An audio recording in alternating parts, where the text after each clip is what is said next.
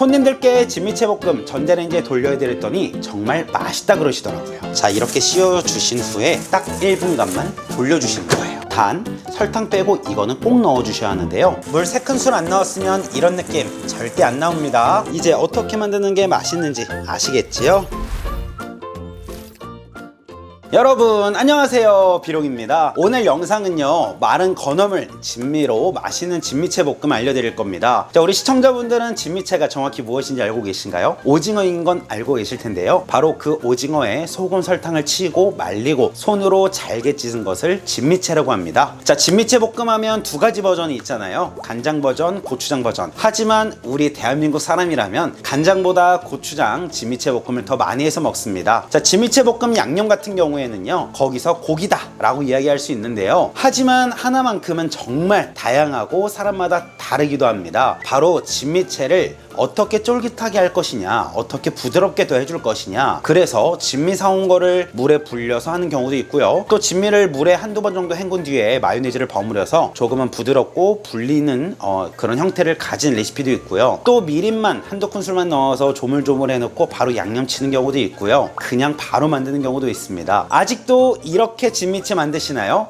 전자레인지 하나만 있으면은요, 더 빠른 시간 내에 요리를 만들 수 있고 더 부드럽고 더 쫄깃하게 만들 수 있습니다. 자, 그럼 바로 한번 만들어 볼게요. 영상 시청하시기 전에 좋아요, 구독하기 누르고 시청해 주시면 감사하겠습니다. 자, 이렇게 사온 진미채 200g을 준비해 주시는데요, 조미가 되어 있는 진미채 물에 헹구지 않고 우리가 고추장 양념을 바로 해준다면 과연 맛있을까요? 여러 가지 방법 중에 가장 맛이 없을 겁니다. 바로 조미되어 있는 이 진미는요, 이 쫄깃함을 가지고 양념을 새로 재탄생시켜준다 라고 생각해 주시는 게 좋으세요. 그래서 진미는요, 사오시면 꼭 물에 2번 정도는 헹궈 주셔야 해요. 자, 헹구고 물은 바로 모두 따라 버려서 준비해 주세요. 자, 진미를 물에 불려서 하는 방법도 있지만 오늘은 쫄깃함을 좀 더 살려주고 부드러움을 살짝 더해줄 수 있는 전자레인지를 활용해서 만들 거기 때문에 물에 불릴 필요 없이 헹구고 바로 준비해 주시면 되겠습니다. 자, 진미는 채반에 받쳐 물기를 탈탈 털어 준비해 주시고요, 자, 전자레인지에 돌려도 되는 볼이나 그릇을 준비해 주시고요, 진미채를 모두 넣어 주세요.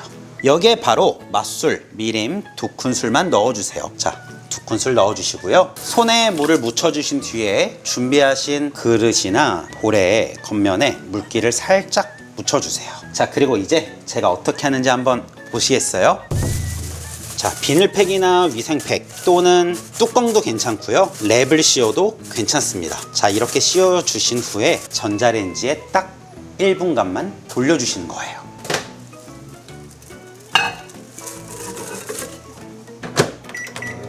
자, 이렇게 전자레인지 돌렸습니다. 이 영상에서 지금 이 순간이 가장 중요할 것입니다. 지금부터는요, 양념 만들기, 채소 썰기 모든 거 다 준비하고 팬에 끓인 양념에 진미채를 넣기 전까지 이 비닐을 절대 벗기지 마세요. 제가 왜 이렇게까지 말씀드리는 걸까요? 안을 아주 살짝만 여러분들께 보여드리겠습니다. 자, 안에서는요, 아주 촉촉하게 따뜻한 수분이 돌면서 진미를 굉장히 부드럽게 해주고 있는 과정이에요. 모든 음식 전자레인지에 돌리면 어떻게 돼요? 수분이 날아가게 됩니다. 진미채 또한 마찬가지겠죠. 그래서 전자레인지에 오래 돌리는 게 아니라 1분 돌리고요, 안에 열기를, 스팀을 만들어주고 안에 도는 따뜻한 이 열기로 인해서 진미를 부드럽게 만들어주는 거예요. 이제 왜 이렇게 하는지 아시겠지요? 자, 진미채가 왜 국민들에게 사랑을 받는 반찬 중 하나가 되었을까요? 바로 재료 또한 많이 들어가지 않고 하지만 가성비는 끝내주고요, 그리고 냉장고에 오래 보관해 두고 먹을 수 있는 반찬이기 때문이에요. 자,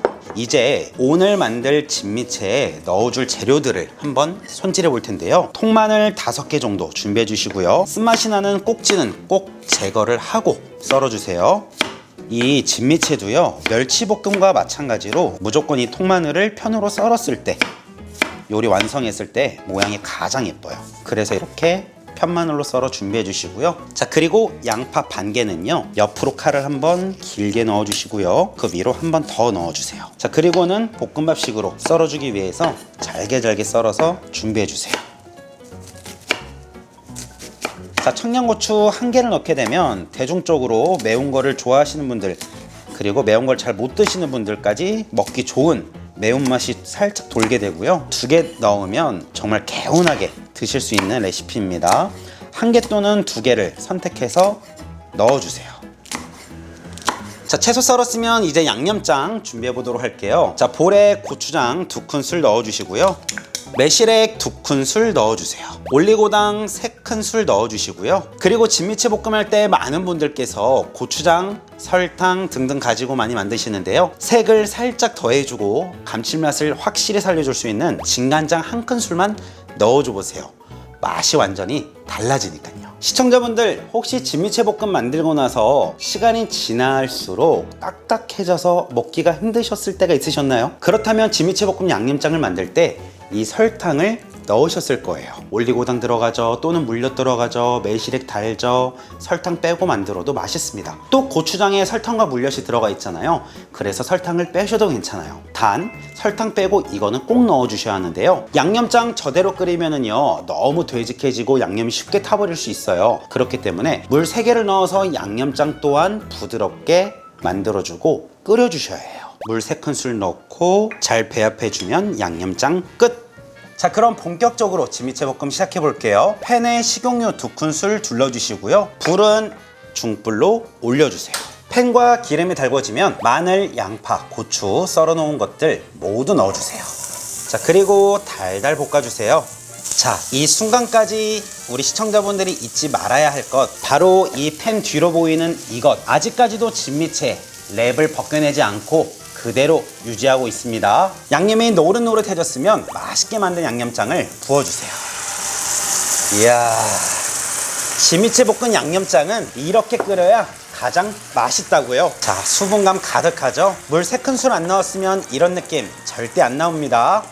자, 양념장 보글보글 끓기 시작하면 10초간 끓이고 바로 불을 꺼주시는 거예요. 그리고 이제는 정말 진미채 위생팩을 벗겨내고요. 이야, 이거 한번 보세요. 난리가 났습니다. 부드러워진 진미채 보이시나요? 진미를 물에 불려서 맛을 빼는 것보다는 물에 가볍게 헹궈내고 렌즈에 돌렸을 때가 가장 쫄깃하고 부드러움도 더해줄 수 있는 거예요. 색 나오는 거 한번 보세요.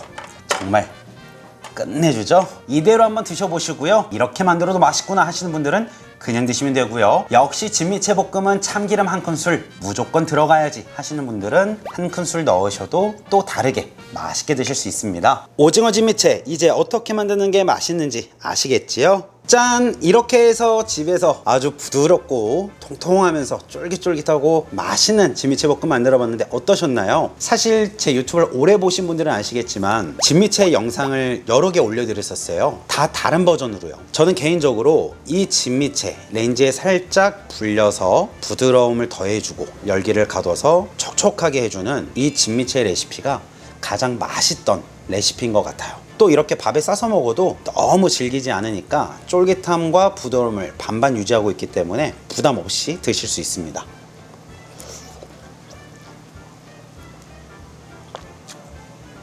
와, 어떤 느낌이냐면요.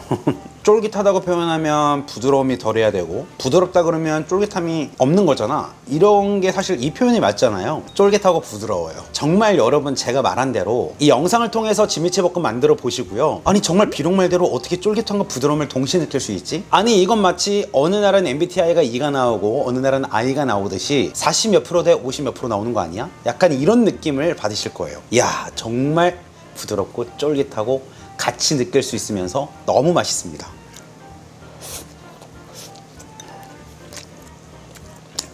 이렇게 맛있는 거 먹을 때는 사실 말 많이 하는 거 아니에요.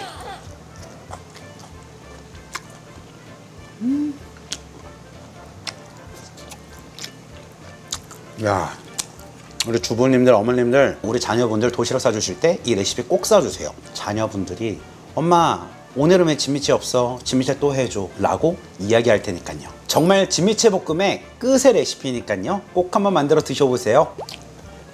아, 너무 맛있다.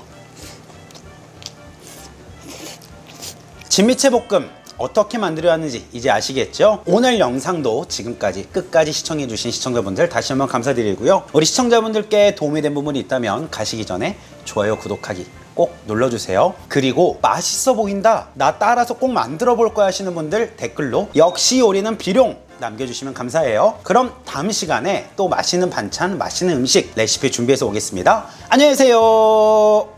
비룡! 난 요리가 좋아요. 너무 좋아서 요리